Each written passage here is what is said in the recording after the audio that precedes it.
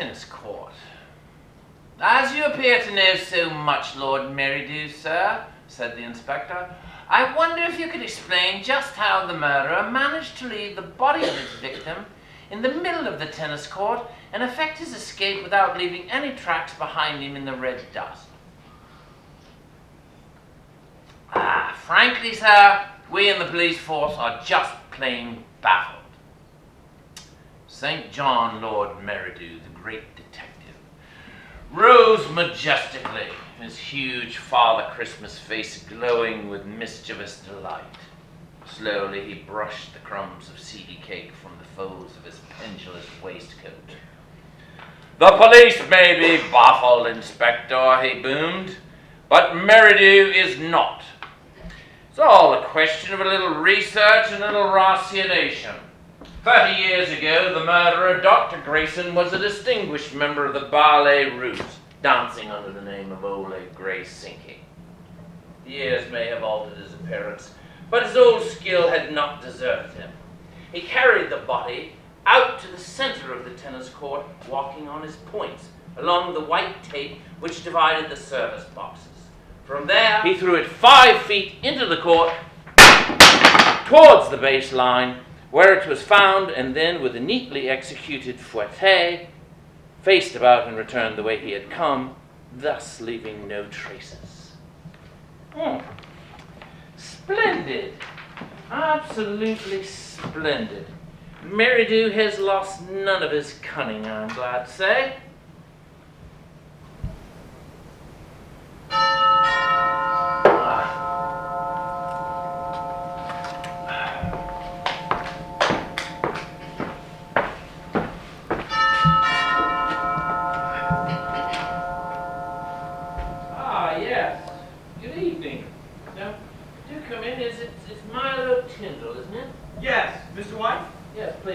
Do come in. Just to step right through here. Let me have your coat. I'll hang that for you. Just make yourself to home. I see you found the entrance to the lane all right. Oh, yes. Well done. Most people just walk straight past. So good of you to drop over. Well, not at all. I received your note after I got back from London this afternoon. Yes, I popped it through your letterbox. What's that? Oh, that's Jolly Jack Tar, the jovial sailor. He and I have a wonderful relationship. I make the jokes and he does the laughing.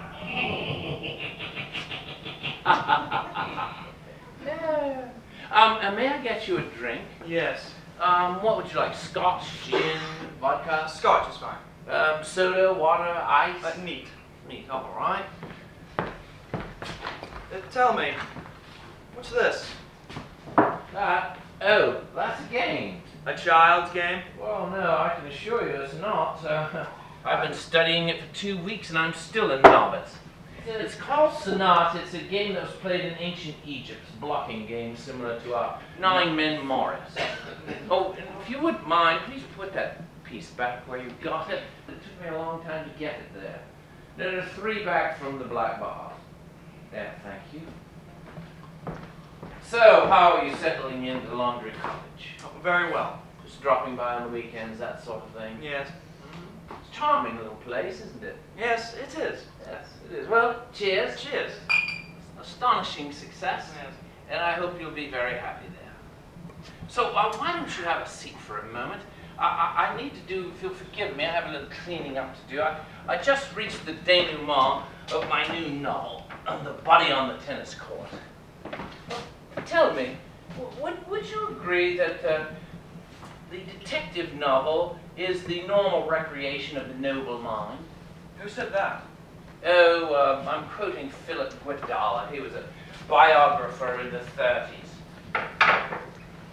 You know, the golden age when every cabinet minister had a thriller by his bedside and all of the detectives were titled. A little bit before your time, I think. Perhaps it would have been true to say that the noble minds were the normal recreation to these detective story writers. Yes, indeed. And why not? You know, even in these squalid times, I still set my work among the gentry. You know, and most people seem to like it that way, even in this welfare state. Yes. I'm surprised they ever put any of your stuff on television. Television, oh, God forbid. Yeah, well, they're always doing crime stories. What, you mean those ghastly things where the police race around in the cars and call everybody chummy? Yes, that's the sort of thing. No, that's not my line of country at all. You see, that's detective fact, not detective fiction. What, and of course, is of much less interest to these noble minds. Yes. Yes, you put it in a nutshell, my dear Milo, if I may address you so. Oh, of course. Yes, well, thank you. We need to be friendly. Mm. Yes. Here, finish up your drink. I'm one ahead of you. That's it. Good job. So, I understand you want to marry my wife.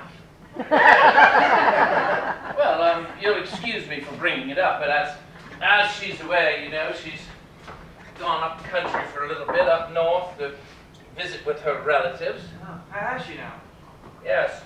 So I thought this would make a good time for the two of us to sit down and have a chat. Yes. So, is it true?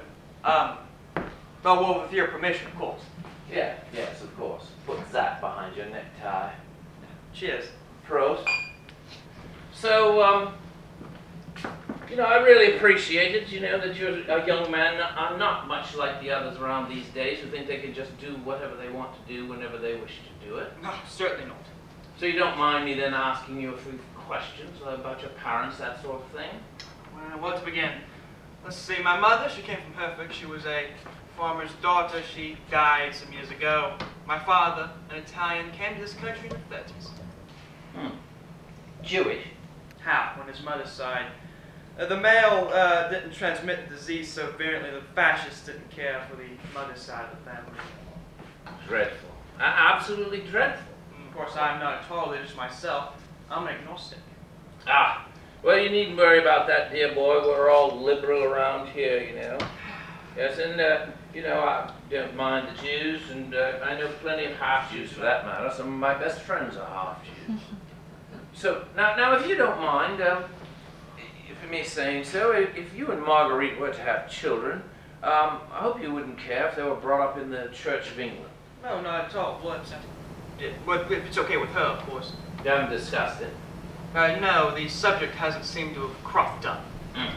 Well, if I were you, I'd choose the Church of England, you see, because it makes it all much easier. A couple of days at Christmas Eve, and, a couple of hours there, a couple of hours at Good Friday, That pretty much takes care of it all. Then they throw in Remembrance Sunday, and they give you the good Christian Medal of Honor. Yes. Well, it's the same with Jews as well. As my father used to say, most people only visit their old friends twice or thrice a year. Why should God be angry if he got the same treatment? Yeah, that's very amusing, yes. Your father, is his name Tyndall, too? Doesn't sound Italian. No, his name was Tindallini. But if you had a name like that in England in those days, you were expected to make it the ice cream, as they say. No, he was a watchmaker, so he changed it. Yes. Well, was he a successful man? And no, his business failed. He went back to Italy. I send him money. Occasionally I'll visit him, catch some sun, go skiing. Depends, of course, on the season. Well, that's enough about him, dear boy. Let's talk about you. Now, what kind of business are you in? Oh, I'm in the travel business. I have my own agency in South London. Oh, well, isn't that nice? Tyndall's Travels, eh? And so where do you live? Oh, I live above the office. In South London? Yes, I rent the whole house. It's attractive, it's convenient, it's Georgian. I just think that an 18th century architectural gem south of the Thames is not going to speak the same sort of magic to Marguerite as it does to you. Well, she adores old houses. She can't wait to live there. Oh, really? Thought she already was. At least 2 days a week or so, anyway. Am I not mistaken? And then is that why you've come here to stay a little at Laundry Cottage so that you can increase the incidence of this occasional coupling? Well, I came to be near the woman I love. It's a great pain for us to be apart. You wouldn't understand. Perhaps not, but I do understand Marguerite, and she does not adore old houses. She's lived in this one for quite a time, And between the rising damp and the death watch beetle, it pretty much put the boot into her. Perhaps it wasn't a house so much, but a person she was forced to share it with. Oh, my dear boy, I thought you were well brought up. Surely you know that making personal remarks is very rude. Well, I'm sorry. You were disparaging my lover. On the contrary, I was reminiscing about my wife. Yes, well, it all comes down to the same thing, doesn't it? Yes, well, I'll wager that in a year, you'll be one that's doing the disparaging, and I'll be the one that's rhapsodizing, quite nearly having forgotten how intolerably vain, spendthrift, self-indulgent, and bloody well crafty she can be. You know, if you don't love Marguerite, you don't have to abuse her so. My dear boy, if I want to say my wife has the vocabulary of a 6-year-old and makes love like the abominable snowman, I shall. Now look here! And now you look here, and I don't need the permission of her lover to do so. The only thing I need to know from you is, can you afford to take her off my hand? Afford to? Yes, afford to support her in the manner in which she was not accustomed till she met me and now is. Oh, well, it'll be a much different life once we're married. It'll be a life of love and simplicity. Huh? Fine, sneer at it. It's almost like a national sport in this country anyway. Sneering at love. I don't have to sneer at it, I simply don't believe it. To Marguerite, love is the fawning of a willing lapdog, and simplicity is a square-cut 24-carat diamond. I don't know what I'm doing here. I'm sure with little effort you can find a much more appreciative audience. Oh dear Milo, you disappoint me rising to your feet and bridling like that. Bridling? I wasn't bridling. I was protesting. You look like a good old Eddie Lamar bridle to me. Who? Oh, never mind, never mind. Let's talk about something that's desperately important to the two of us. Marguerite? No, money. Have you got any? Well, I'm no millionaire, but I've got the lease on my house all right and some capital equipment. The turnover this year has been increasing monthly. By this time this next year, sometime never. Fact of the matter is, you're virtually broke. I'll survive. Well, surely you will. There's no doubt about that. But the question is, if you and Marguerite get married, I mean, surely you're going to want a place in the sun, you know, a fast car, and several mistresses. Why presumably? Just because you need those things? Well, because every right-thinking, insecure, deceitful man does. The question is, how do you get them? Yes, well, I'm sure you do all right. No. Not me, just this old fading mansion, and the oldest, slowest Rolls Royce in Wiltshire. And only one mistress. Taya, that Finnish girl that runs the sauna baths in Swindon. Oh, so you know about her, do you? Marguerite and I keep no secrets from each other. Not even mine, it seems. Well, Taya is a Carillion goddess. Her mother was Ilma, goddess of the air. Her father, Jumala, the great creator.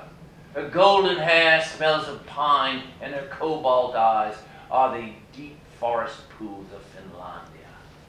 I hear that she's a scrubbed blonde with all the sex appeal of chilled Lysol. Yes, well, some people believe that cleanliness is next to sexiness. Don't listen to all those things that Marguerite tells you, Actually, Taya is an engaging little trollop and suits me mightily. Of course, she needs a little keeping up with, but that's not a bad job at all. I'm pretty much an Olympic sexual athlete. I'm sure these days you're focusing more on the sprints rather than the long distance stuff. Not at all, my dear boy. I am in the pink of condition. I could copulate for England at any distance. They say in Olympic circles the point is to take part rather than to win. So I suppose there's hope for us all. Tell me, this Taya, you plan to marry her? Marry a goddess? No, I wouldn't presume. I mean, I might get turned into a birch tree. All I want to do is live with her. Well, what's stopping you? Well, at the moment, the firm of Prurient and Pry Limited that you and Marguerite seem to have engaged. Oh, don't look so innocent, You know what I'm talking about, those nicotine-stained detectives that have been seen outside of a flat for the past week? So you spotted them? A Bantu with glaucoma couldn't have missed them. When you're sitting for 4.5 hours reading the newspaper in a Messerschmitt bubble car, it's impossible to go unnoticed. It was Marguerite's idea. Oh, was it? And whose else's? Who paid? I did. I wonder you could afford it. Well, it was an insurance policy about you changing your mind against divorcing Marguerite. Listen, my dear boy, I have nothing at all against you getting married to Marguerite. But if it does happen, I want it to be permanent. I want her to be gone as a permanent fixture. I want to lose her for life, not just a 2-week Tindalini tour, you know what I'm saying? You don't understand Marguerite like I understand her. I know you think you do, but you don't. And if you fail her, by which I mean canceling the account at Harrods, or somehow short-circuiting her winters in Jamaica, she will leave you and come running back to me, mewing for support, and you know, guilty wife or not, I suppose I should have to give her support. Don't be so bloody pathetic. Winter in Jamaica, please. You're worrying unnecessarily. You see, once Marguerite is married to me, she'll never think about returning to you. Never! Don't worry about me being able to look after her either. Yeah. Changed her ways, has she? No more flights to Paris on the weekend, no more champagne suppers. She's used to luxury. Whose fault is that? It's not a fault if you can afford it. The question is, can you? I mean, how much does this little liaison cost you? 500 pounds? 800? 1,000? I tell you, she'll ruin you. She'll ruin you. To coin a phrase, after 2 years, you'll probably be a used-up gourd. And a used-up gourd with a large overdraft. Yes, well, Marguerite and I have often discussed money. I've told her we spend too much. Yes, and she pays you no mind? None. A silvery laugh, a coquettish turn of the head. Something like that. Yes. Never fear, my dear boy, don't despair. It's because of this situation that I have invited you here tonight. This, as they say, is where the plot thickens. Oh, okay. Just go ahead and have a seat. Here, let me get you a drink. All right. Yes, are you seated comfortably? Once upon a time, there was a man named Andrew Wyke who lived in Wiltshire, and like many of his fellow countrymen, he had been practically castrated by taxes. So before he was totally emasculated, his accountant suggested that he take the bulk of his money, some £135,000, and invest it in jewelry. And his wife was delighted. You made her a present of it? Oh, no. It still remained all mine, but we figured she might as well wear it as blanket since it was fully insured.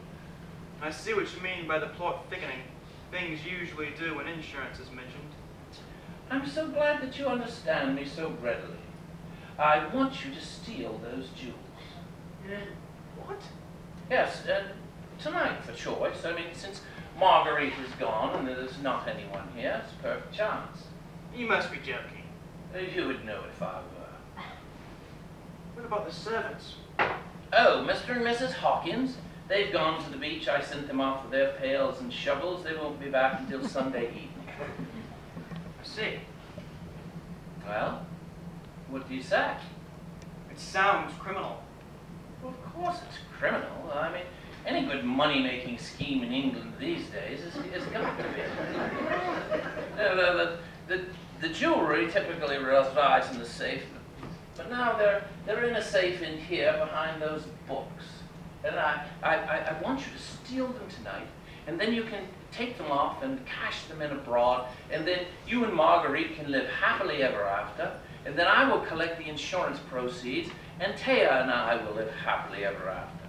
Well, not necessarily ever after with Taya, but just until I get fed up with a diet based principally upon elk. Is that what you asked me over here to hear? A scummy little plot to defraud the insurance company? No. I'm sorry you find it scummy. I find it nicely clean and simple.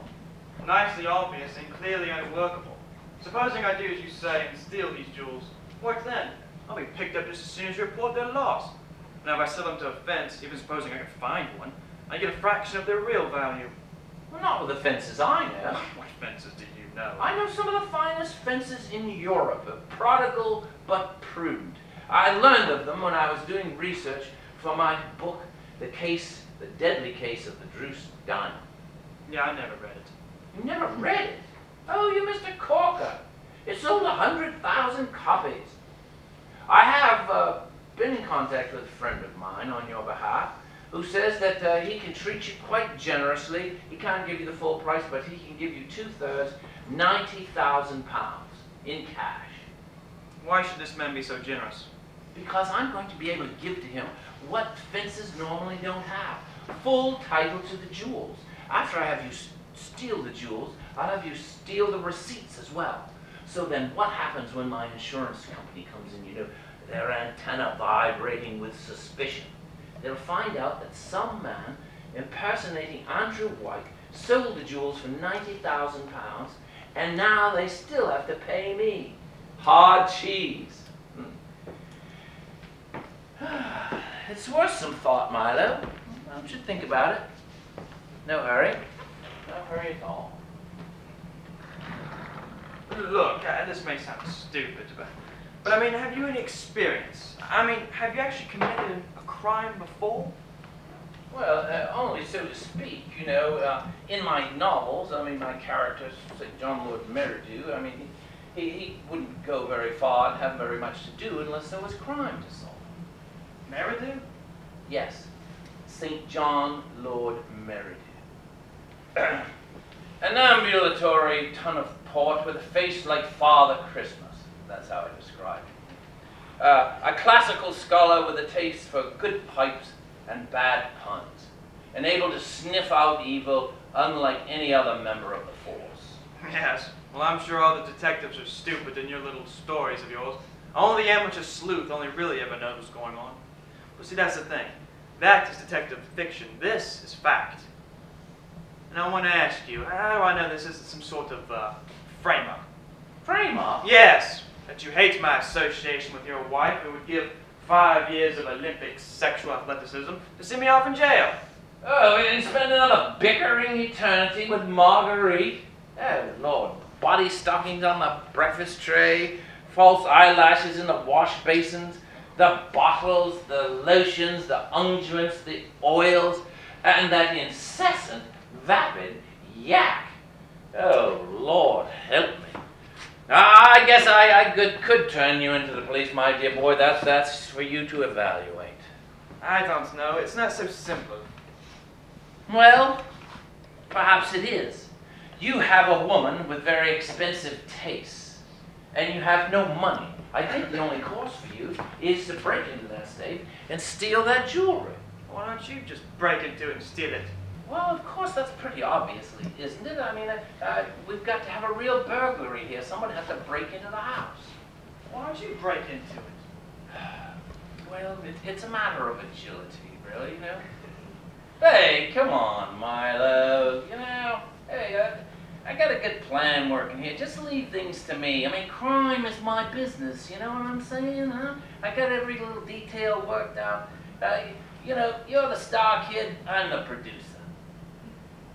90,000 pounds, huh? Yes. Come on, courage. Say it out loud. 90,000 pounds. Tax-free. In cash. You have to sell a lot of Tindalini tours, I'll tell you that, to make that kind of money. All right, I'll do it. All right, Where shall I all break right. you? Wait. Come back here. First, you have to get into disguise. Disguise? What on earth for? Yes, well, the investigators will be here, you know, the police and all. So, you know, someone might have seen you climbing in. Why? You're not overlooked. Well, I know, but a dallying couple, you know, peeping Tom, whatever. Yes, you absolutely have to be in disguise with all this investigation going on. We can't afford to leave any clues stalled. All right, well, what do you suggest? Oh, I've plenty to suggest. There we go. Now, you see, when they come in here, they'll be looking at everything.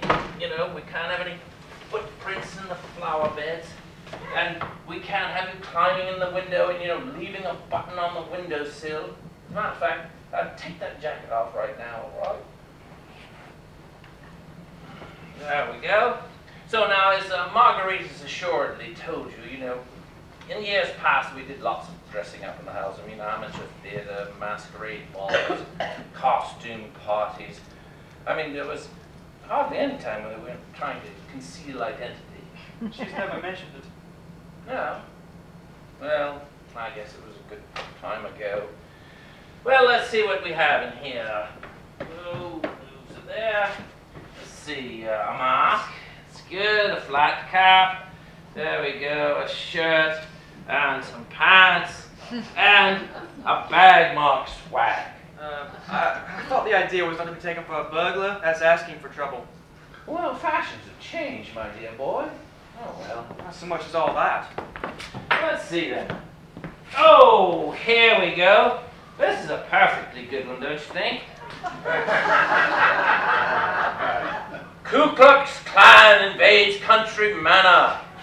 Fiery cross flames across the Salisbury Plains. People scared to bits. It's a bit conspicuous for Wiltshire, don't you think? Well, I guess I must agree with you on that one, my dear boy. Oh, here we go. This is a corker. What do you think? It should appeal to your ecclesiastical side. I mean, you are interested in such a thing, aren't you? For God's sake. Surely you are. Ah, there we go. Now, what do you think of this? Brother Lightfingers. Come on. A sour face. Let's make this a true Gothic folly, shall we?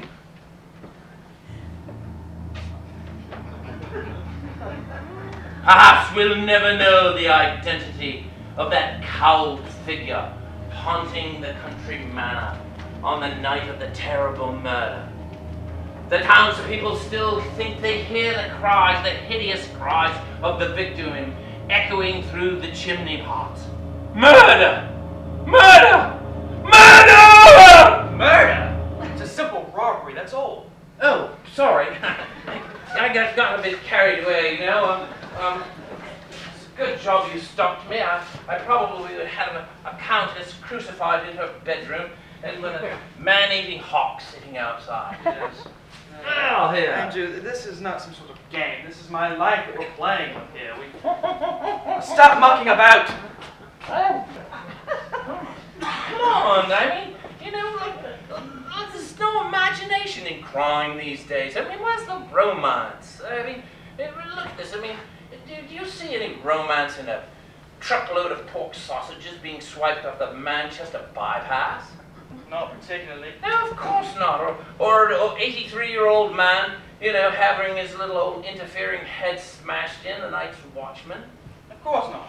Well then, come on, let's give it a aristocratic air of the 1930s, shall we? A little amateur fun with it. I mean, think of all the wonderful things that have been forgotten that we no longer use, like the ice dagger, and then the poison that disappears, the monogrammed cigarette butt in the ashtray, the violet paper in the hearth, the Duesenberg tires in the driveway, and then the clutching hand coming from behind the panel, yes. Sinister Orientals. Also, and the Australian trend, twins. Good day, Cobber, good day, Blue. Excuse me, where were you on the night of the 13th? Oh, I'm innocent, sir. I wasn't around there at all. And so am I too, Inspector. We're both innocent. We're from the land down under. Well, we have to get into the whole imagination of it, don't you think? I mean, come on. You can't dislike this, can you? I fancy that one. Look, it's Monsieur Bouquet to the life. Oh, and here's a real smasher. Look at here. Little Bo Peep. Little Bo Peep has lost a sheep. Ba, ba, No. Why not? Well, I haven't got the figure for it. Yeah, you certainly aren't choosy, aren't you? Well, there's not much left in here. Oh, what about this? Well, I guess we'll just have to try Joey. That's the best. There you go. Just think of it, Milo. The sawdust ring, the sparkle, the tinsel, the roar of the crowd, the smell of the grease paint, and the high wire. And just think about it, Milo. The kiddies will all love you. Right then. Yes. Well, go ahead and get dressed now. Hand me that jacket. I'll hang it up for you. There you are. You know, they have all these sophisticated laboratories. I say run no risk. Come on. Yes, yeah. Shirt and pants too. Come on. Everything, eh? Yes. Down to your small. Shoes. You're among friends here. No need to be modest. Well, valet service, sir. I rang for you. You rang? Oh, wonderful, sir. Shirt and tie. Shirt and tie, yes, sir. Well, where is it? Oh, shirt and tie, imaginary. All right. Shoes too, sir. Take it all. Yes, I'll bring them back in the morning. There we go. Easy on the shoes, they're Italian. Oh, wonderful. Oh, look at there. What a well-brought-up boy. Folds his pants at night. There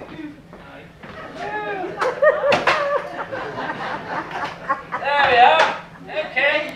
Let's not be embarrassed, get into your smalls. There you go. Valet service here too, pressed and ready in the morning, sir. There we are.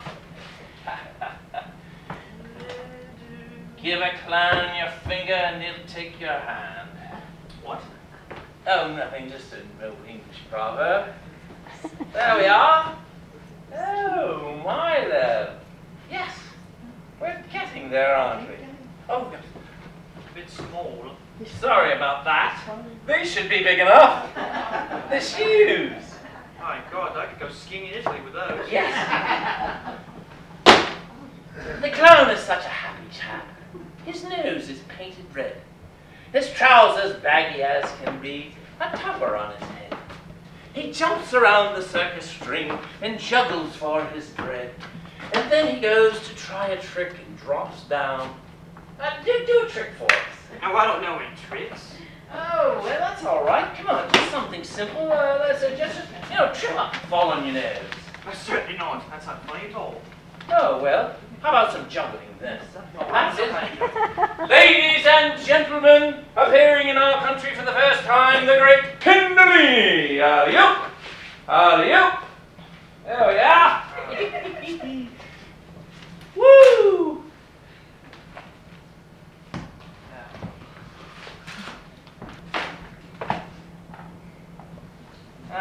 The clown is such a happy chap. His nose is painted red, trousers baggy as can be. Oh, dear boy, what a terrible rhyme. Here, come on, let me see Daisy. There you are. Feeling better. Remember the first rule of the circus? If first you don't succeed... Give up. Shall we get on with this charade? All right. Yours to command. Yes, put the umbrella away. It stopped raining. Come over here and let me give you the tools of your trade. There we are. You know what this is? Oh, that's a glass cutter. Yes, this is for breaking in with. And here is some putty for attaching to the glass so that it doesn't crash to the ground and awaken the vicious doberman that you believe is lurking inside. And here's a stethoscope. Stethoscope? Yes, safe breakers for the use of. The theory is that you were trying to listen to the tumblers, but you couldn't figure out the combination, and so you resorted to explosives. Explosive? No, I don't know anything about explosives. Oh, well, I do. That's okay. I'll take care of that. So, there we go. What else do we need? Oh, yes. The mask. There you are.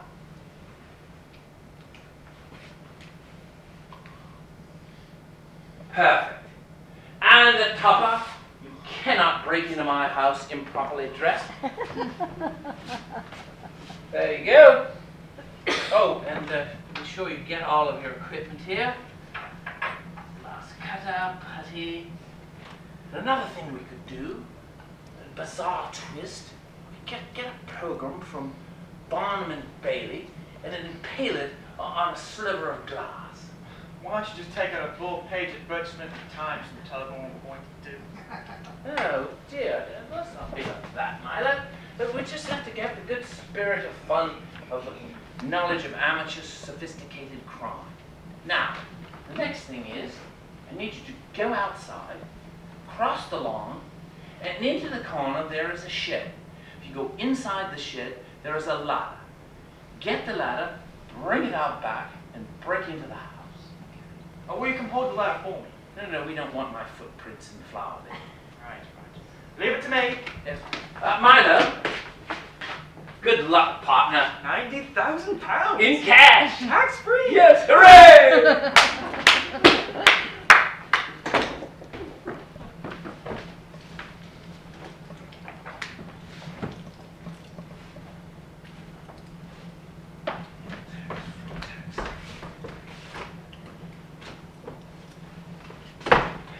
Go.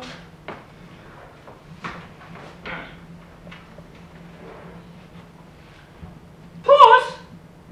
Puss! Did you hear something, Puss? Did you hear something on the stairs? Oh no, it's just the wind. You know, Puss, I think there's a curse on this house. This place is never still.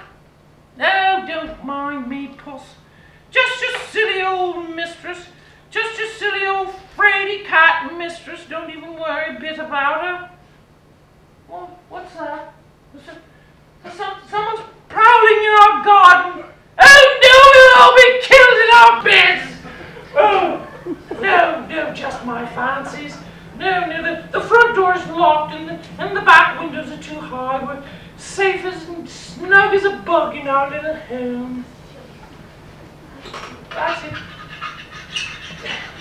May I ask what the hell you're doing back there?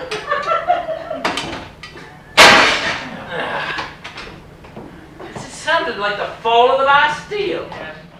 Drop a glass. I have putty though, still in the bag. Yeah, well, there's a brave boy. Come on back down here then.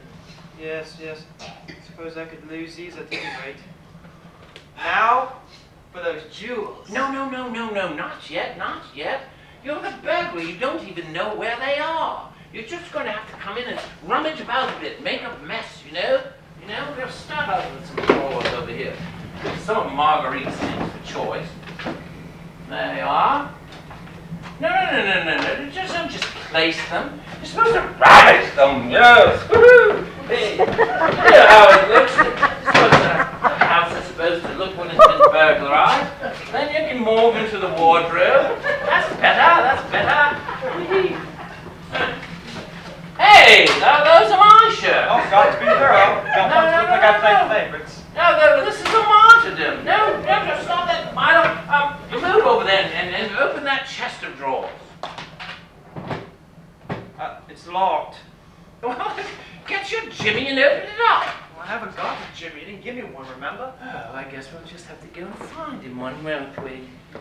Oh, Lord, Milo, you are the wettest, soppiest night burglar I have ever come across. Well, don't look so sad. I mean, I feel really begun to like you. I think you're rather a nice chap, but I can't think what Marguerite sees in you. A kind heart and a kindred spirit, actually. It's like a Bengali tigress bedding down with Bambi. Or a damn sight happier than you are with your frozen ice maiden. Well, perhaps you just take it more seriously than we do. Well, you've got to be serious if you want to be in love. Well, you've got to be serious about burglary if you think you're going to be able to afford to be in love. There you go. Get busy there.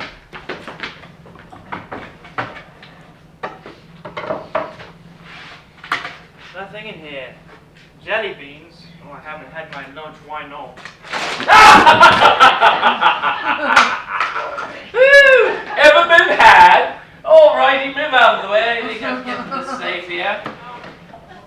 We've got the safe. We've got the safe cracker. All right. Stand back. Ready?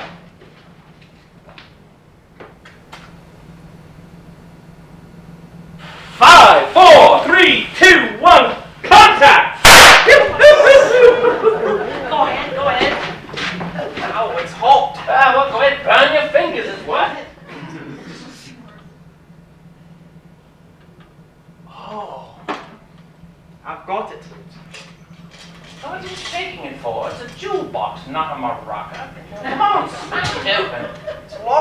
I thought I had a catch. Good Lord, you've got the killer instinct of a 20-year-old poodle. Come over there and knock that thing open. Seems like such a waste. Such a box.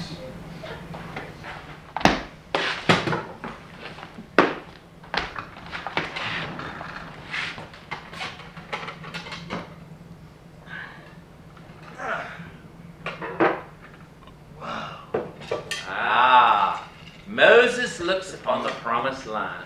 They're beautiful, this ruby necklace. Yes, we got them on our honeymoon. In Cairo, no less. It's fantastic. That's not bad. I wish my father was here to see this now. I can see him now, hunched over his Mickey Mouse watches, squinting his eyesight away like a little old gnome. And for what? Because he felt he owed it to me and the brave new Anglo-Saxon world he adopted? Poor old bugger.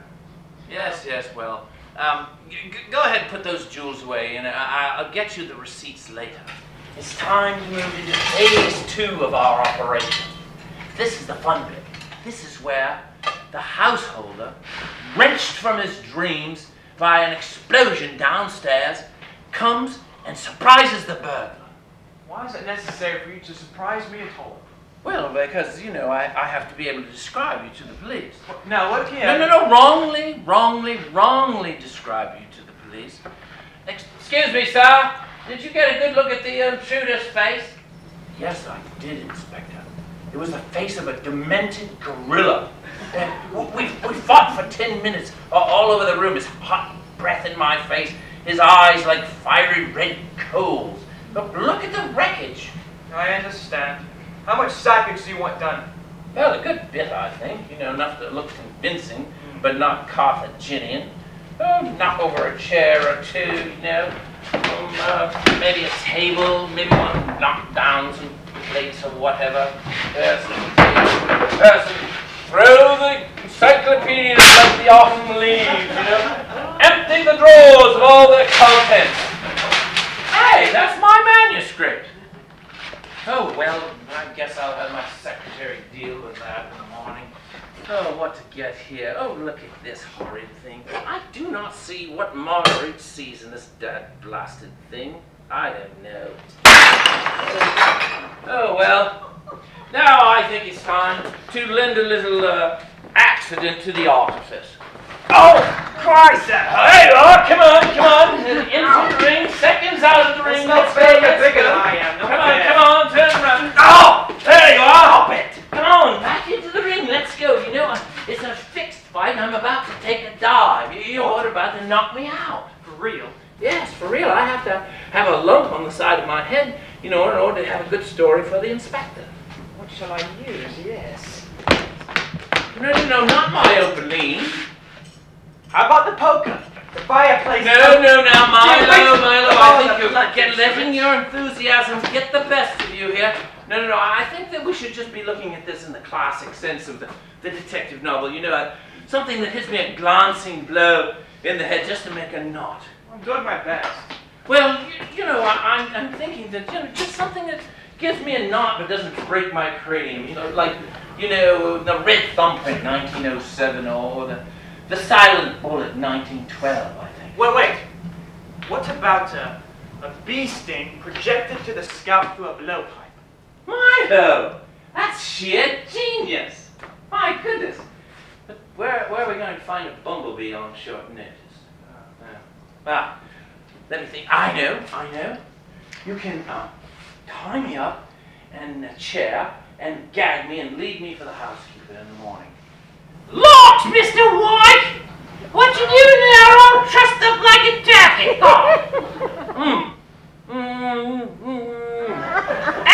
Acting something out for one of those creepy stories you write, eh? Well, you needn't worry about me, sir. I'll be just going on about me business, doing me dusting. Wait. If I don't knock you down, how am I to tie you up? Yes. Well, that's a problem, isn't it? Oh, I know. You have a gun, you see? You have a gun, and you hold the gun on me, and you can tie me up and gag me. Well, we professional buggers don't spy on them. Well, seeing as you're a rank amateur, we can just not worry so much about your scruples. There we go. How about this? It's a nasty-looking little snub-nosed job, isn't it? Is that loaded?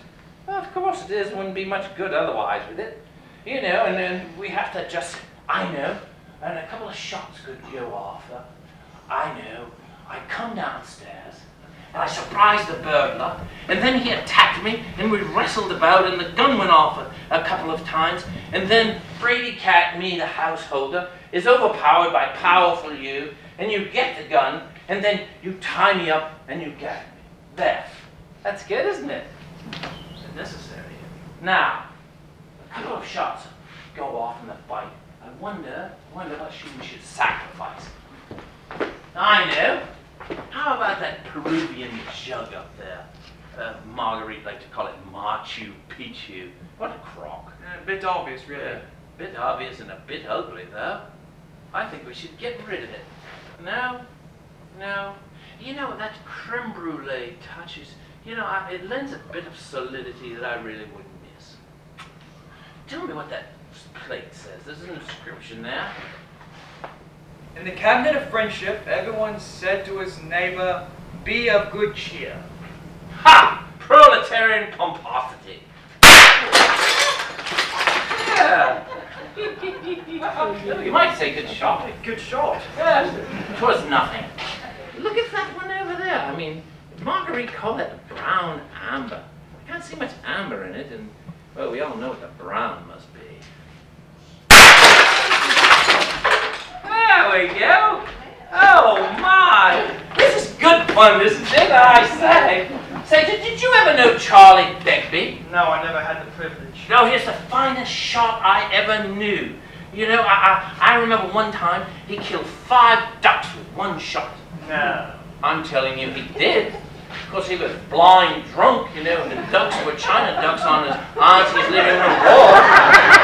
And I told him, Charlie, you can't shoot those ducks. They're out of season.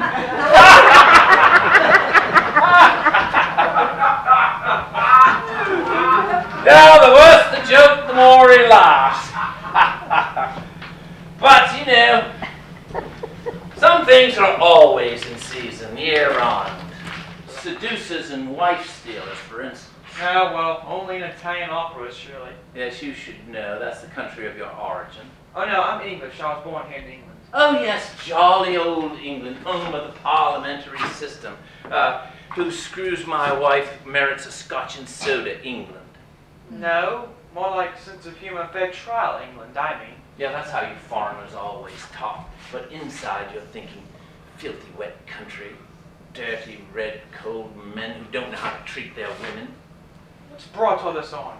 What are you doing with that gun? Obviously pointing it at you. Yes, but why? Because I'm going to kill you. You're going to... Just another one of your burglar games? Yes, it is a game. We've been playing it all evening. You see, the break-in, the householder struggling, the stealing of the jewels, the shots going off, and then the one fatal shot. You mean... knock this off, knock it off. Do you see a flaw in it? Marguerite.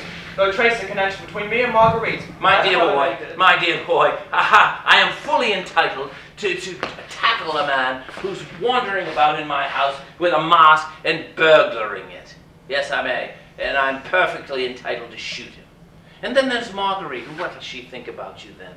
Just a rank adventurer, you know, only in touch with her in order to steal some jewels. Afraid of marriage, but would rather just do a simple theft instead. You've got to be mortally afraid for your soul. I thought the Jews didn't believe in hell. We believe in not playing games with life. Ha! Whipped in the face of adversity. Well, that's something you've learned from the English, isn't it? Well, here's something else you can learn. A sporting chance. Now, I've turned my back. You have a chance to make a big break for it. What? And give me the chance to shoot me down in cold blood. Hot blood, you mean? I was going to shoot you in cold blood anyway. Look, I don't know what you're doing here. This is sick. I hate guns. Oh. You should be honored. that I'm doing you this favor and making your death the centerpiece of an arranged bit of fun. You know, your demise will be something that the nobleman would enjoy. Now, the only thing to understand at this point is what we should do with the body. Slumped over the desk like so many colonels and so many studies. Propped up in a log basket like a rag doll. Now, which do you prefer? Early Agatha Christie or vintage SS Van Damme? For Christ's sake, knock this off. You were talking of doing a real murder, of killing a real man. I don't understand. Perhaps I wouldn't even use a gun at all. Maybe I'd shove a ham knife into you and let you drop to the floor, your blood staining it a deep carmine. Oh, God. Or maybe, I know, a touch of the 30s, the mashy niblick. That was a favorite one. Don't I have a mashy niblick? Oh, yes, I do. There it is. There we go. I think we should find your body somewhere over there in a fair mess. The inspector walked into the room. The body was lying on the floor, crumpled and splayed out like a broken puppet. The head was poked as if by some superhuman force. Oh, good Lord, Thompson, go and get a top parley. Excuse me, sir, was all this violence strictly necessary? Oh, yes, Inspector. I mean, when I saw him handling my wife's nightclothes, I just went crazy. No. It's too cheap. I know what we'll do. You know, we'll just tell the police the simple truth. You know, I rushed into the room. We'll say that I caught you in the midst of the crime, and then you rushed out, trying to make it to your ladder, and we struggled up on the landing, and then the gun went off. Pretty simple. You like that? Why are you doing this, Andrew? Oh, come on, let's not be begging me why am I doing this. You know, it's not going to gain you anything. But I must know why. Why? I can't believe you're asking me that. Surely you know why. It's because I hate you. I hate your smarmy good looks and your easy man. I'm sure you're easy in a ski lodge and easy on a yacht and easy on the beach. I hate you. I hate your ponciness, your king of the marshmallow snakes. Yes. I hate you because you're a ponce and a yid and a wop. And what's more, I just don't understand why you would think, little man, that I would give you my jewels and my wife and make myself look so ridiculous. Well, why not? You're not in love with her. It doesn't matter if I'm in love with her or not. She's mine. I found her. I'm familiar with her. And once she was in love with me. Yes. And now she's in love with me. And the dog in the manger won't let go. And the dog in the manger should be put down for everyone's sake. You, young man, are just a little fellow dressed up as a clown who is about to die. Here, you love it so much, put on this mask. No. Put the mask on! There you are. Now, lean down. Farewell, Punchinello.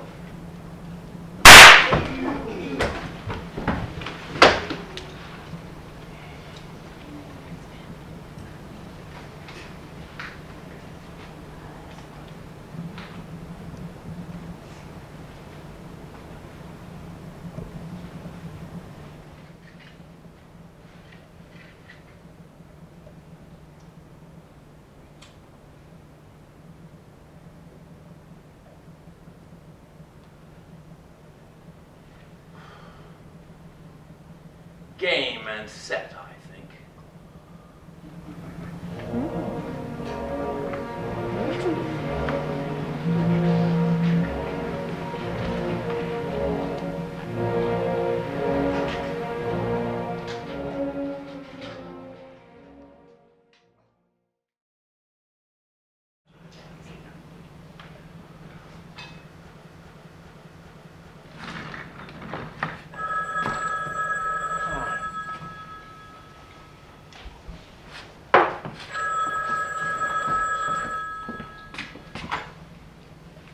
Hello? Yes? Yes, it is. Yes, I will. Well, hello, Hawkins. Where in the devil are you? Oh, my Lord, you've just got to pay better attention to the train schedules. You know how I depend on you and Mrs. H. The Rolls is in a filthy mess, and I've had to make my own supper for the past 3 nights now.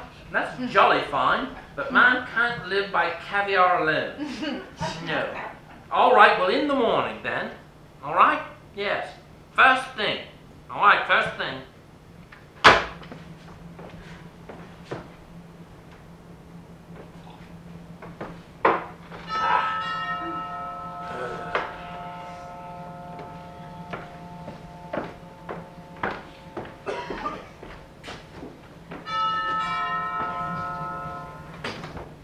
Yes, Mr. White. My name's Inspector Doppler of the Wiltshire County Constabulary. Oh, Wiltshire Constabulary, yes. Well, come on in. Always pleased to see the police. Can't say the same about everyone else, sir. People have what you might call an allergy to us. Well, listen, say, would you like a brandy, or are you allowed to drink while you're on duty? Oh, no, I always drink on duty, sir. Can't afford to my own time. All right. Well, what can I do for you, Inspector? I'm investigating a disappearance, sir. Disappearance? Yes, sir. Of a Mr. Milo Tyndall. Do you know the gentleman, sir? Yes, that's the chap that took the laundry cottage. Precisely. He was last seen leaving Laundry Cottage 2 nights ago and hasn't been seen since. Oh, good Lord. Yes, do you know the gentleman well, sir? Oh, no. I believe vaguely he dropped by the house a couple of times, I think, that's all. When did you last see Tyndall, sir?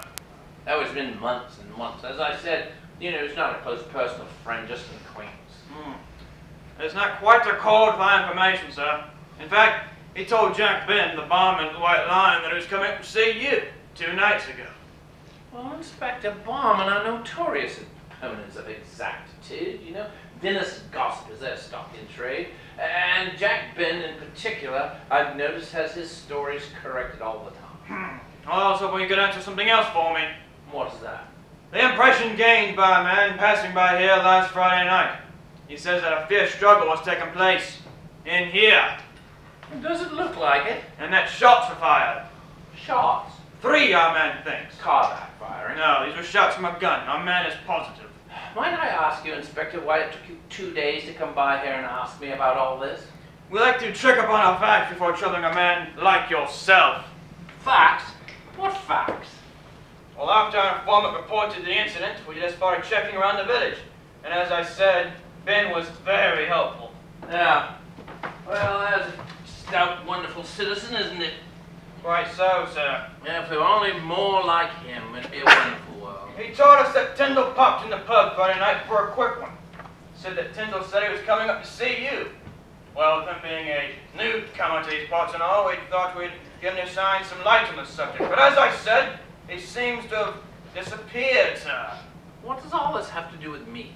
We called his apartment, and he never answered. We must have called half a dozen times. Well, I'm sure that Merridew would be When we proud. stepped into his cottage to see he'd come to no harm, we found this note. If I can put it out. Urgent we talk. Come Friday night, 8 o'clock blank.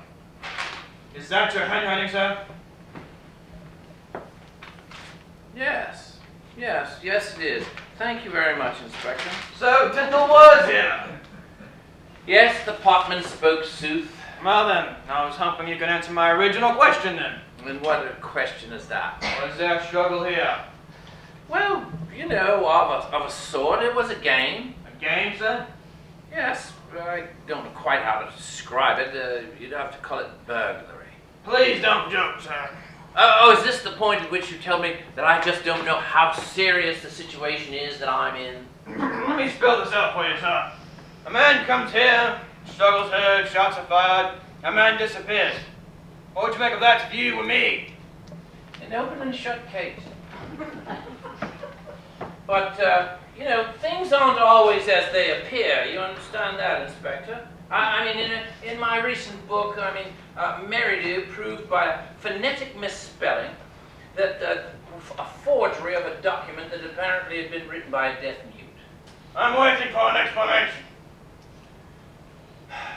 All right, he came here at about 8 o'clock and left an hour and a half later. I haven't seen him since. Nor has anyone else.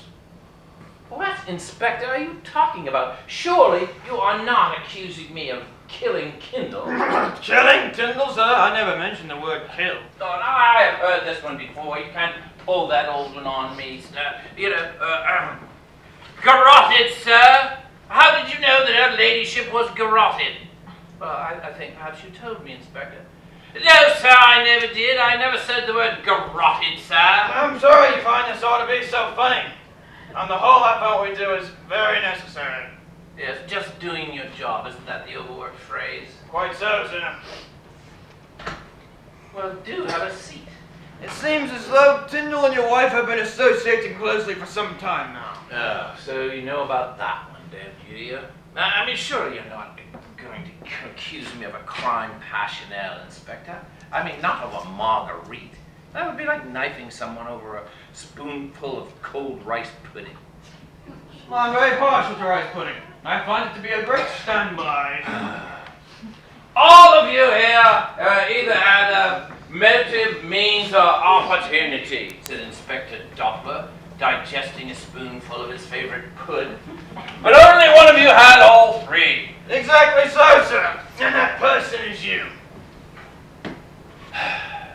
I suppose I ought to tell you what happened. Yes, please do. Well, as you said, Inspector, Tyndall was having an affair with my wife. Now I am one of a rare breed of men who doesn't mind, losing and in a forgiving way if the other party is playing by the right rules, the same rules as I. But if he's worsted by a flash crypto and Italian lover who mistakes my boredom for impotence and my energy for narcissism, it's just too much. It's just like being down in each game 30 love before you get started and the umpire against you. Are you telling me you couldn't bring yourself to accept the situation, sir? Is that what you're saying? I think what made me most furious was the things that he said about me.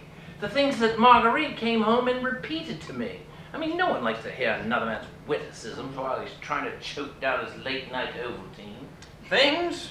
What sort of thing? Oh, you know, the sort of smarmy, deceitful things that any lover can say about any husband. They have a captive audience who's groggy on rediscovered youth and penis envy. It's just not playing by the rules. Rules? You seem to regard marriage as a game, sir. No, marriage is not the game. Sex is the game. Marriage is the penalty. Round and round and bored we jog towards each futile anniversary. Pass go, collect 200 rows, 200 silences, 200 scars in the deep places. Are you telling me that your indifference to your wife gave you no motive for killing Tyndall? I'm simply trying to say, Inspector, that like most men, I like to have my cookie and ignore it. That's rather witty, isn't it? I must admit, sir, you're very frank. Well, disarmingly so, I hope. Go on. Well, I don't know if you know this, Inspector, but the true way to a man's heart is through humiliation. I mean, that way you can really tell what he's made of. So you brought him here and humiliated him? Well, yes, I invited him here for a drink, and then I suggested to him that the only way he could keep Marguerite, who has expensive taste, is to break into the safe and steal the jewels that I had there. And he agreed to this? Oh, with alacrity. I talked him out of his clothes and into this clown costume in which, ludicrous disguise, he broke into this house, blew open the safe, made off with the jewels, and struggled convincingly around the room until I turned nasty on him and revealed to him that the reason I had him here was so that I could, with him being in the burglar costume, shoot him legitimately. And what was Tyndall's reaction to all this? Well, it was electrifying. He he bought it hook, line, and sinker. He fell down to his knees and begged for his life, but I was implacable. I shot him with a blank cartridge. It's most gratifying. Gratifying or not, sir, Tyndall must have been put in fear for his life. Such action invites a grave charge of assault. Well, that was, marginally better than the charge of murder you were contemplating earlier. I'm still contemplating it, sir. Well, I told you what happened, Inspector. Afterwards he recovered, he got up and realized shrewdly that he wasn't dead and wandered off. Just like that? Well, no, he needed a couple of glasses of cognac to get all the moving parts working again, but wouldn't you? I doubt I would have survived completely undamaged, sir. The whole thing sounds to be most irresponsible. Irresponsible, my foot! I was standing up for the Institute of Marriage. There are not many people around these days that will do that. I was saying marriage is not dead, marriage is alive and well here in Wiltshire. Did Tyndall say anything before he left? No, he was rather speechless. He just sort of lurched off. I'm sorry you find this to be so funny, sir. I can assure you we're not going to take quite the same attitude. Listen, why don't you look at this from my point of view? The man was a thief. He was trying to steal my wife. So you tortured him? Well, it was a game. A game, sir? It was a bloody game. Yeah, it sounds really sad, sir. Like a child's not growing up. Oh, what's wrong with a child playing, eh? Nothing. If you're a child. Inspector, I can tell you that I have played games of such complexity that Jung or Einstein would be perfectly willing to join in. Games of construction, games of destruction, games of hazard, games of calidity. I have made leaps of the mind and leaps of the psyche unknown yet in human relationships. And I've had a wholly not-so-innocent good time in doing it. Yes, and now you've achieved murder. No! Yes. No! Would you mind if I had a look around, sir? Oh, yes. Just, make yourself to home, Do whatever you like. You already have. Yes. Get out an envelope and imprison ye hares, Gather ye blunt instruments. Yeah. I wonder if I was a person who was trying to be rid of Tyndall's body, where I'd put it. Making friends and influencing people. Let me think. In the cellar? No, too traditional. In the water tank? No, too poisonous. In the fireplace? Excuse me, sir. These holes here, these two behind the candlestick, they appear to be bullet holes. And so they are. I understood you to say that you used the blank. Well, two live rounds to set it up, and then one blank to pull it off. I had to be convincing, didn't I? If you're going to play a game, you have to play it to the hilt. Yeah. Sir, would you mind showing me where Tyndall was when you killed him? I did not kill him, Inspector. Yeah, very well. Show me where Tyndall was when the bullet hit him. Surely you understand there was no bullet. Very well, sir. Show me where Tyndall was when the blank cartridge was fired. With the greatest of pleasure. He was standing, or should I say kneeling, cowering right here. And then he fainted dead away and went down the stairs flippity-flop back. About here, you say? No, nearer to me. Had the gun at the back of his head, and I think the pressure of the gun and the explosion did the trick. Joke? Blood, sir? Blood? Here, on the banister. Hey, don't touch it, it's evidence. Oh. Yeah. Some here on the carpet as well. Deep in the pile. Someone's been rubbing at it. How long would you say that's been there, sir? Inspector, I don't know. Tyndall was not really...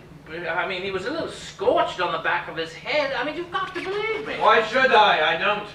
Well, it's just a game. This is impossible. A game, sir, with your bullets and your blood? Yes, a game. Look at here. You see, here's where he broke in this window. And if you look, there are his footprints out in the flower bed, size 28 or whatever they were.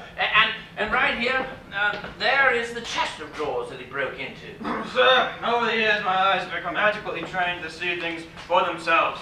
Well, I'm just trying to give you the information so that you can see my side of the story. You see here, and here's the safe that he broke into. I say, where are the jewels now? Well, I put them in the bank yesterday. On a Saturday? Well, yes, on a Saturday. I put them in the night deposit. I figured they'd be safer there. I mean, surely anybody could break into this house. How provident, sir. Tell me something, sir. Well, you didn't seem to mention that mound of earth outside. Mound of earth? What mound of earth? Over there in the garden by the far wall, under what appears to be a yew tree. Tell me, did you say that had been freshly dug, sir? Well, I don't know what the garden is doing out there. I mean, well, maybe I did remember him saying something about starting a new flower bed. A flower bed underneath a yew tree? Well, I don't know. Go out and ask him. I mean, he's out there somewhere maundering around on moleskin knees, just aching for an opportunity to slander his employer. Sir, I find gardeners to make excellent witnesses. They're slow, they're methodical, they're positive. Well, I've had just about enough of this, Inspector. If you want to, just go out there and dig it up. Don't worry, sir. We shall. Good Lord, I mean, you couldn't expect me to dig up the ground like that, bury somebody, and then leave all that freshly turned earth. Well, if you weren't expecting us, sir, then yes. Some grass seed, some bulb. It would look as if the whole thing had been undisturbed to begin with. We know just how fond you murderers are of your back gardens. Oh, yes, heart is never dearer to any place other than in the garden. Is that correct? Well, except for the bedroom. You'll find the bedroom is still the favorite. Now, this is a shame. Why would you keep your clothes strewn about in such a nice wardrobe? Why would you do that, I wonder? And this jacket looks a little small to fit on you. Made by Owen and Percy of Smith Street, 29th of the 4th, for a Mr. Milo Tyndall. Tell me something, sir. When Tyndall lurched off, as you so put it, did he lurch naked? What? I have no idea what you're getting at, Inspector. And didn't you tell me the other night that Tyndall dressed up here as a clown? Yes, that's true. Another part of the humiliation process, I suppose. Well, but he got dressed back up again in his regular clothes. I mean, you can't expect to see him going through the village in a clown costume, can you? No, sir, I can't. Which makes the appearance of his clothes here all the more significant. On the contrary, I think it's all so very simple. You see, I think everything started out as you supposed it would. As a game, a diabolical trick to play on Tyndall. But that, it went wrong. You see, your third shot, in fact, was not a blank, but in fact, a live bullet. Killing Tyndall stone dead, spattering his blood on the banister in the process. Once you realized what you'd done, you panicked and you buried him out there in the garden. It was foolish of you, however, to not burn his clothes or wash away the blood. I just don't understand how you can think of it that way. I mean, let's settle this whole damn thing, shall we? You just go out there and dig him up if you think he's there. No, we don't need to, sir. You see, recent decisions have relieved the prosecution of producing the corpus delicti. If Tyndall's not under that mound of earth, it simply means that in your panic you buried him somewhere else. Where? Does that hardly matter? Spook, spinny, flash, you see? He'll turn up eventually, probably by some adulterous salesman or oversexed Boy Scout. Come along, sir. I believe it's time for us to go. Well, I'm not going anywhere. I'm afraid I must insist, sir. There's a police car outside. I don't care if there are 20 police cars out there. I'm not going. Come now, let's have no trouble. I want a lawyer. It's my right. We'll make a call from the station, sir. We don't want to do anything unconstitutional. At the most, you only get is 7 years. 7 years? Yes, 7 years to get playing silly games that go wrong. Well, it didn't go wrong. It went absolutely right. You trapped me somehow. Yes, sir. You see, we real-life detectives aren't as stupid as we are sometimes portrayed, like writers like yourself. We may not have our deer stock our hats, our pipes, our orchid houses, but we are reasonably effective for all of that. The hell are you, anyway? Detective Inspector Doppler, sir. Spelt C. Doppler, 1803-1853. whose principle it was that when any source of a wavelength is approached, the frequency seems far greater to an observer moving away. It is also not unconnected with the German word doppel, meaning double, hence the term doppelganger, or double image. And for those whose minds run this way, it is also an anagram for the word plotter. You see, Inspector Plotter becomes Inspector Doppler. If you see what I mean, sir? Milo! You shit! you platinum-plated, copper-bottomed, all-time champion bastard Milo! What are you going to do? You cousin in Koipu! You mendacious bollock of Satan! Milo, you triple-dealing turd! Oh, I try. Oh, my God! But I must say, you pulled it off brilliantly, my man. Yes, wipe your face, good sir. You look like a rabbit in a trunk or something. What have you done? I'm going to go wash first and cover in makeup and spirit gum. Would you like to have a drink? No, I must wash first. All right. It's just down there on the right. Cheers. Good help. So, well, I must admit that you pulled it off rather brilliantly. You really had me going there for a second. Mind you, it was a long second, but, I had my suspicions. Flash was heat. Yes. What did you think of my role, as the aggrieved citizen, being pounded upon by the circumstantial evidence? Well, I suppose it was a little bit undignified, but, it had to be undignified, I believe, don't you, to make the case, to make it believable so that you'd understand it. And your Inspector Doppler, oh yes, he was wonderful. His relentless courteousness, his chilly rusticity, his yeoman beadiness. I believe, really I do, I believe that he might be fitting for the Detective Fiction Hall of Fame, like Roger Ringrose or Detective Sheringham. Yes, it's absolutely wonderful how you did it. Now, how did you do it anyway? I know. Oh, yeah, you must have sneaked in here while I was off in Salisbury. Yes. Gone in there and thrown clothes in this wardrobe over here. Empty my what? Oh. And then sprinkled a little sacrificial blood on the banister. Oh, no, that's fake blood. You relieved it here? It was obtained from a pig's liver. Well, I'll thank you to wipe it off before you leave. I don't want to encourage the woodworm. Yes, well, I'll have that drink now. Absolutely, and well, you deserve it, my dear boy.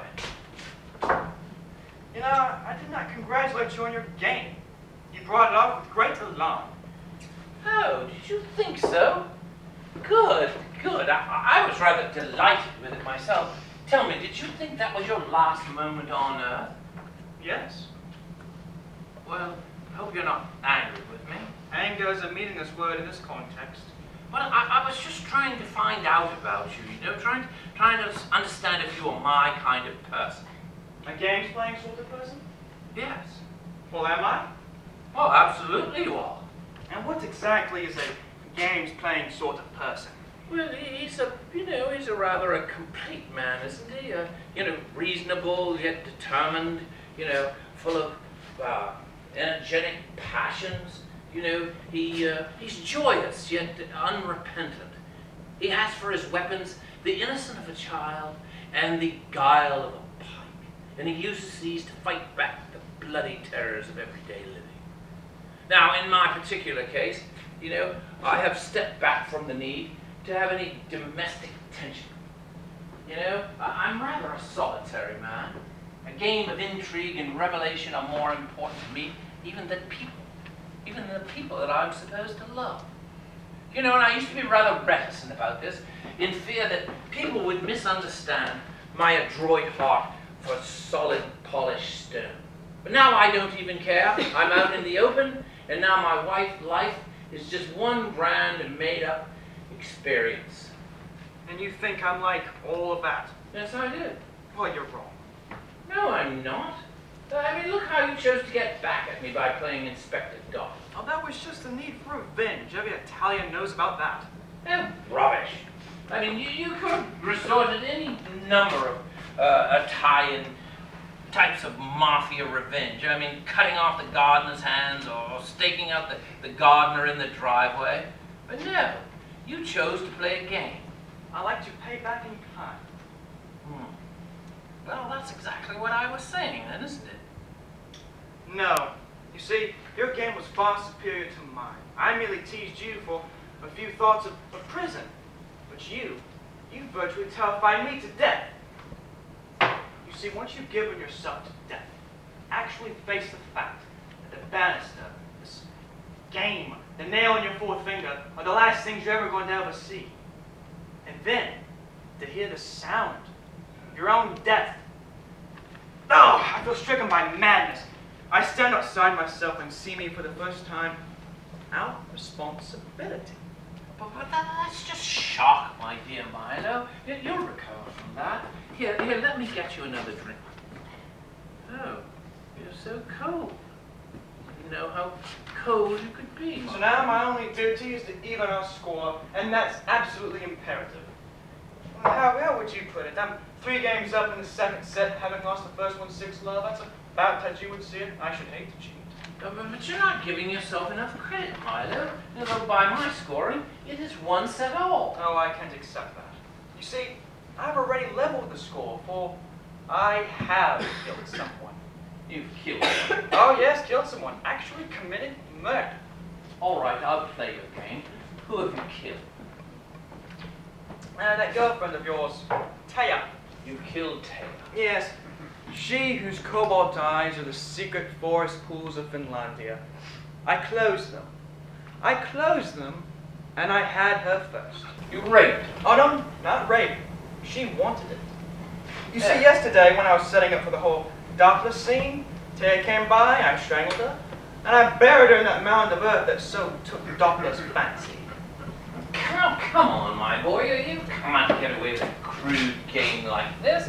I mean, you're in the big leagues now. I mean, I expected better sport from you. You'll have all the sport you can stomach in a moment, Andrew. That I promise. But anyway, I told the police, I phoned them up, I told them to meet me here in an hour or so. The police? They should be in about 10 minutes. Right. Yes. Led, no doubt, by the Inspector Tony Doppler. Oh, no. It was a real policeman I called. What's his name? Tarrant. Yes, that's the bloke's name. I called him up, telling him that I was coming up to see you, Andrew, saying that you were all set to achieve life's great ambition. And ambition was to commit a murder, hide the body where it couldn't be traced to you, and leave clues linking you to a crime. Strung about in such a way that the pedestrian cop mind would not be able to see them for what they actually were. Games playing, obsessed with games playing, and murder as a fine art? I mean, that's preposterous. I mean, what did you do? Oh, dear Sergeant. Andrew White, he's come up with a game to murder someone and make fools out of all you coppers. Yes, you see, I told them that if they didn't believe me, they could take one look at the contents of your house and your books, and that will confirm your obsessions. Go on. With pleasure. You see, I told them that Taya came by my house in great distress, saying that you were suspecting her of having affairs with other men and was threatening to kill her. And they bought all that. That was some demur, yes. Ha! Coppers must be watching too much TV. Don't resent the imagination of public office, Andrew. However, I went on. Though I had no evidence that Taya had come to any harm, I thought I'd better go ahead and make a phone call, particularly due to the fact that I had just received a phone call from you saying you were all set to achieve your life's great ambition. Ha! Milo, I appreciate that you're caught up in the fun of gamesmanship and you want to level things and make them all even, but you really are trying too hard, you know? You really moved along too quickly in the game. Trying too hard, trying to get too far, too soon. We'll just see all this one way.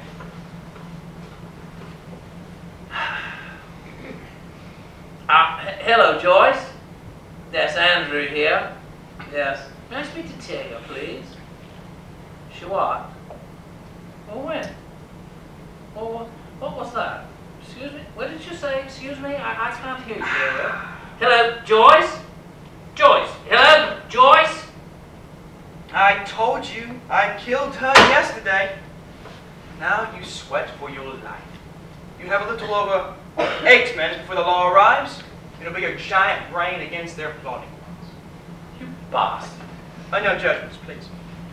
Now you see, I have left 2 incriminating clues in this room, both linking you to the crime, but for your final contempt for the police, you've added the murder weapon. You follow me so far? Good. So 3 objects, all of which are in this room and in plain view, although they're somewhat camouflaged to make the whole thing a bit more fun, you understand. The first object, a crystal bracelet. Well, you told me they'll all be in plain sight. Oh, yes, they are. See, the bracelet, it was inscribed, "From Andrew to Taya, a propitiatory offering for a Corellian goddess." Yes, I know how it was inscribed. Come on. Care for some help? Yes, damn you. With any man with half an eye, what stands before him, he may espy, but optic sharp it needs, I ween, to see what is not to be seen. It can't be in the open. I mean, your whole clue leads me in the wrong direction. That's paradoxical old me, isn't it? Yes. I'll roast you for this, Tyndall. I'll roast you alive. 6 minutes. 6 minutes, 6 minutes. It's, can't be seen. It's something to do, something optical is involved. A propitiatory offering, eh? Well, I wonder it was that you had to propitiate bold. It's none of your damn business. 6 minutes. Perhaps it was for that bully boy behavior of yours. I wonder if all your Jewish detail was inscribed with apologies for that such behavior. That's a cheap jibe. Mind you, at least to tell you had the margaritas had the use of yours. I know what you're trying to do. You're trying to distract me, but it won't work. It won't work. I'll solve your puzzle. All right. Optics to be seen, I mean, it's not to be seen. I know it's microscopic. It's here, but it's microscopic. You have to look. No need for the Sherlock Holmes kit, Andrew. As I said, everything is in plain view and in full size. Although, the detective story is not a bad perspective. I wonder what that man of yours, what's his name? St. John Lord Merridick. I wonder how he would have gone about the search. Meridew, St. John Lord Meridew. Yes. Perhaps he would have clambered up on the landing there and had looked upon that plinth. No. Perhaps he would have gone to the chimney there, hauling his fat Father Christmas face right up it. "Oh my God," cried the noble lord, indulging in his taste for bad puns. "This is hardly a suitable place for a gentleman." Crystal. What are the properties of crystal? They're hard. It's brilliant. It's transparent. That's it. Something transparent is easy to hide somewhere in a room, and the best place to hide it is in something else transparent, like in that fish tank over there. See? Well, that wasn't so much. She could have left us here any old time. You care for your second clue? Yes. Come on.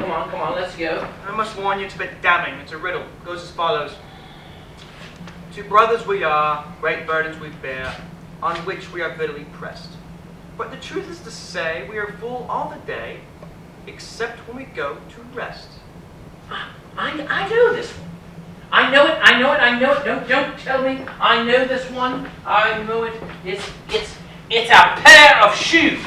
Very good, Andrew. Yes. Except in this case, it's one shoe.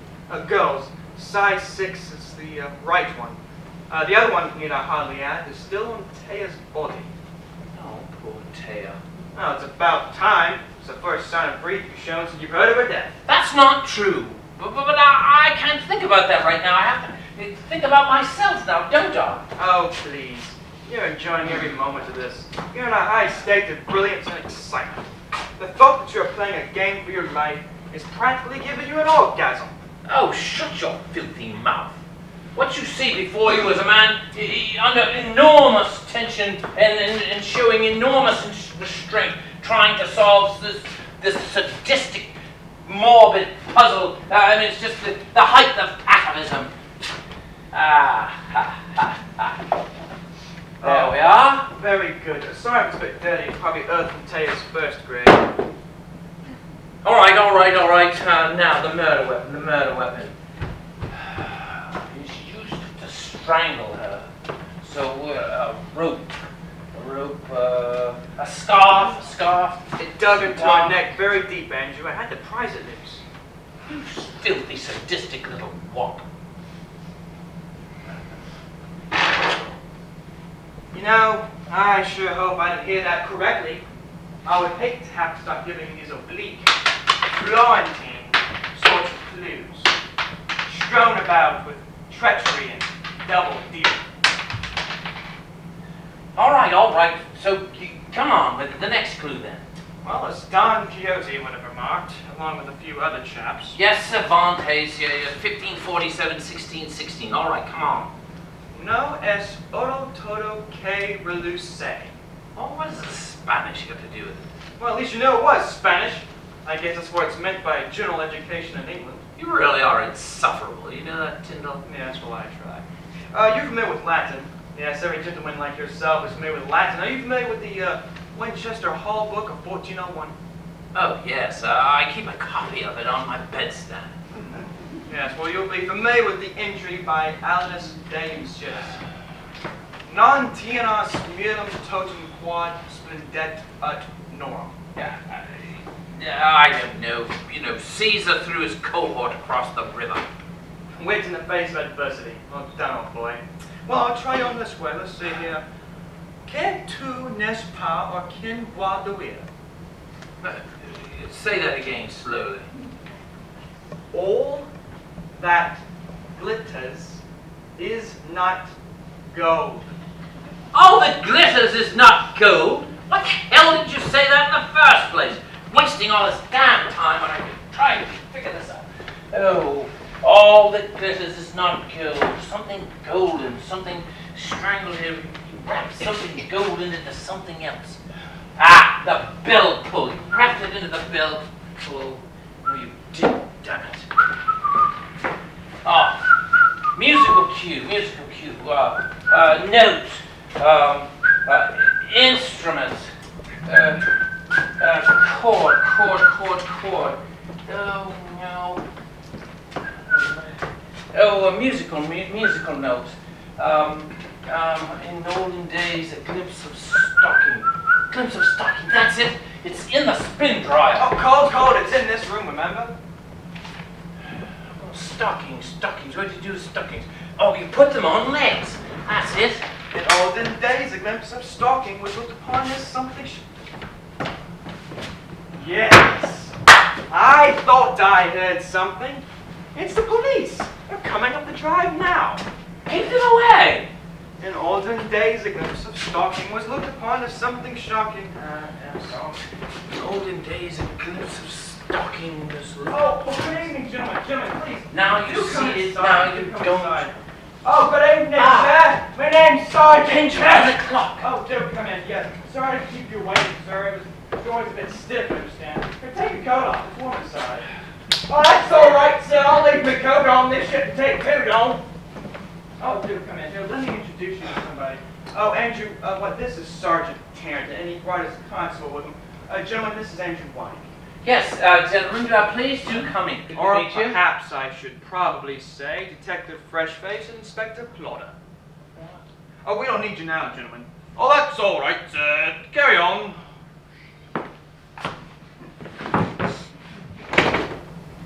Well, I'll tell you about Taya now. The true story, if you will. When I was setting up for the dauntless scene, Taya did in fact come by. I explained to her the whole situation with the clown. You know, she wasn't a bit surprised. No, she knows only too well the kind of games you play, the kind of cruel and humiliating things and tricks you conduct on people. I asked her to loan me a few things, a stocking, a shoe, and a crystal bracelet. She collaborated with great enthusiasm, as did her flatmate, Joyce. You can call them up if you'd like. They'll speak to you now. Of course, you don't really have much to say to her, do you? She's not really your mistress, is she? She told me that you and her hadn't slept together for over a year. She told me that you were practically impotent. Not a tall choice selected for the next Olympics. I'll go get that fur coat now. Where are you going? It's back here, right? What? You mean she's not coming back? No. Milo, don't leave Milo. If Marguerite doesn't appreciate you the way I appreciate you, you and I are equals. We can play a game in the light between the darkness, and I mean, that's just so rare. Do you mean live here? Well, yes, I guess, yes, you could live here. Is it legal between two private consenting games players? I just want someone to play games with who's my equal. No. Please. No. You see, when people want someone to live with, they want a life to give someone. And you, Andrew, have no life to give anyone. Let's look at yourself and ask us a few simple questions about your attachment to the English detective story. What is it exactly? Perhaps you'll come to realize that the world you inhabit is a dead world. A world where the butlers steal the port and the pert parlor maids hide behind the curtains and the doors and such. It's a world of class hatred, where foreigners are looked upon as mere figures of fun. To be puzzled is all. Forgive me for taking Marguerite into a life where people try to understand. I pity you. I'll get that fur coat now. I assume it's hers. Of course, you haven't taken to transvestism as a substitute for your non-performance.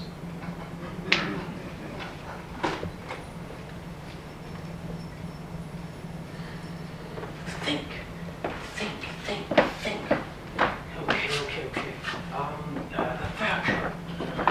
The fur coat, that is it. Oh, yes, Inspector. You know, I was in the morning room, and I heard a noise in here, so I got out my revolver to see what was going on, and there, in fact, was the burglar here. This young man came running down the stairs with my wife's fur coat. I told him to stop, but he wouldn't. So, naturally, I fired. You know, I tried to aim for his legs, but something appalling happened. I believe I killed him. That's all right, sir. This sort of thing happens all the time. Couldn't help it. Surely you don't think I'm going to let you leave now. What do you mean? You didn't let you go into town and tell everybody. Tell everybody? Who'd care? Who'd be interested? It doesn't matter. Even one person. Just even one person. Even Marguerite. Especially Marguerite. Now, what's he gonna do, Andrew? Shoot me down? Could. A little burglar game again? Could be. Well, it wouldn't work. Not now, anyway. Why not? Because of what happened here Friday night. What? Well, after the whole incident, I lurched off home, numb, dazed and confused and soiled. I sat in a chair what felt like all night. The next morning I went to the police station, had a little talk with them. One of them, Sergeant Tarrant, yes, the bloke's real. He and I had quite a long chat, although I don't think he was very interested in what I had to say, even though I showed him a burn mark on the back of my head. No, he seemed more interested in my relationship with Marguerite, which, Andrew, they seem to know all about. I was thinking to myself, this fellow doesn't care about me. He just sees me as some screwball who came down from London, sleeping with the wife of a local knob. But then I thought of my father, and what I might have done in Italy. I took my own revenge. Well, I think. But you never know, Andrew. The police might still come. Police? Why aren't they here now? Who knows? Maybe they won't ever come. Regardless, that game of yours won't work. So you see, dear boy, you lost. It's all very ingenious, Milo, but I believe you're lying. If you don't believe me, you can call them up if you like. Oh, yes. What am I going to do? Call the station? Excuse me. Was Milo Tyndall in there complaining that I made him change into a burglar and then I shot him? I'm not going to say anything that ridiculous. Suit yourself. I shall shoot you, Milo Tyndall. You come into my home, asking permission to steal my wife. You pry into my manhood. You lecture me on dead worlds and ignoble minds, and you mock Meridew. Well, the bullets are real this time. I'm going home now.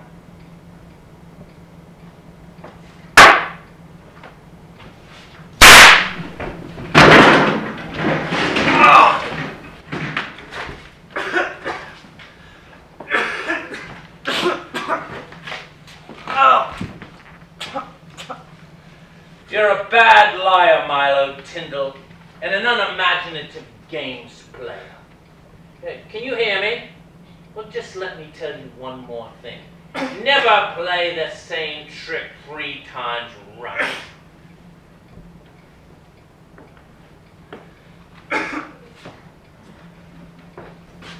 Oh, game. Set. Match. Go.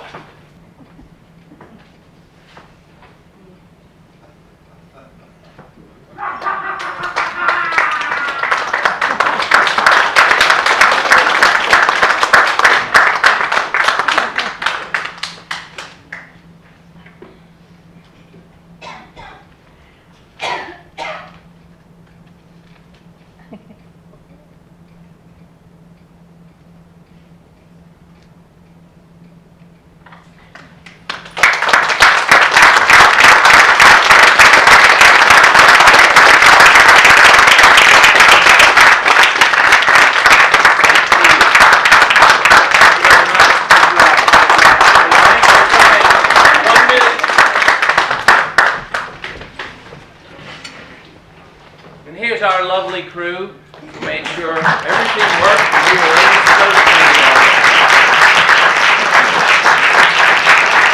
Thank you. Thank you very much.